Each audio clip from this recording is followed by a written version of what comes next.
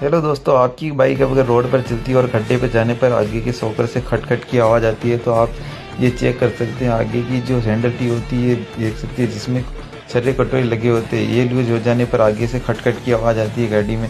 तो आप इससे इजी वे में आप इसको लूज या टाइट करके एडजस्ट कर सकते हैं हैंडल को। इस नस्ट से आप देख सकते हैं।